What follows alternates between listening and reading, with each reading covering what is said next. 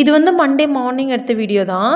எனக்கு இன்றைக்கி தான் ஒரு விஷயம் புரிஞ்சுச்சு. ஒரு நாளையில் 3 பகுதி இருக்கும். காலையில், மத்தியானம், நைட்டுன்னு சொல்லிட்டு 3 பகுதி இருக்கும். நீங்கள் நினச்சி பாருங்களேன், அந்த 3 பகுதியில் ஒரு பகுதி உங்களுக்கு ஈஸியாக அமைஞ்சிச்சு அப்படின்னா மற்ற 2 பகுதியும் நீங்கள் எவ்வளோ ஈஸியாக இருந்தீங்களோ அவ்வளோ கஷ்டப்படணுன்ட்டே இருக்கும். இன்றைக்கி என் பொழப்பும் அப்படி தான். காலைல எதுவுமே நான் செய்யலை, சாப்பாடை மட்டும் வச்சு ரசம் மட்டும் வச்சுட்டேன்.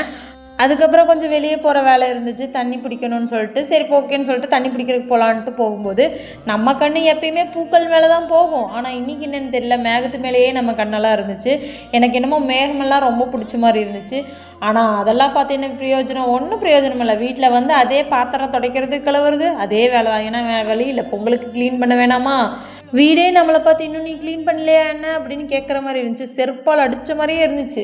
வேறு வழி இல்லை, அதனால் அதை இப்போது க்ளீன் பண்ணி தான் ஆகணும்னு சொல்லிட்டு வீட்டில் A to Z சமையல் கட்டு தாங்க ரொம்ப கஷ்டமாக இருக்கும். சமையல் கட்டு எல்லாத்தையுமே க்ளீன் பண்ணணும், வேறு வழியே இல்லாமல். மிக்ஸி முதல் கொண்டு நான் க்ளீன் பண்ணிகிட்டு இருந்தேன். மிக்ஸி க்ளீன் பண்ணும்போது எனக்கு ஒரு டவுட்டு, நம்ம வேறு சோப்பை வச்சு நல்லா தேய்ச்சிக்கிட்டு இருக்கோமே, நைட்டு சட்னி வேறு அரைக்க போகிறோமே, நம்மளுக்கு ஷாக் அடிச்சிச்சுன்னா என்ன பண்ணுறதுன்னு. சரி ஆனால் ஆகட்டும் அப்படின்னு சொல்லிட்டு நானும் நல்லா க்ளீன் பண்ணிட்டு பார்க்குற மிக்ஸி புது மிக்ஸி மாதிரியே பளபளன்னு இருக்குது. ஐயோடா, நம்ம மிக்ஸியோ இது இல்லை புதுசாக வாங்கிட்டோமா அப்படிங்கிற மாதிரி இருந்துச்சு.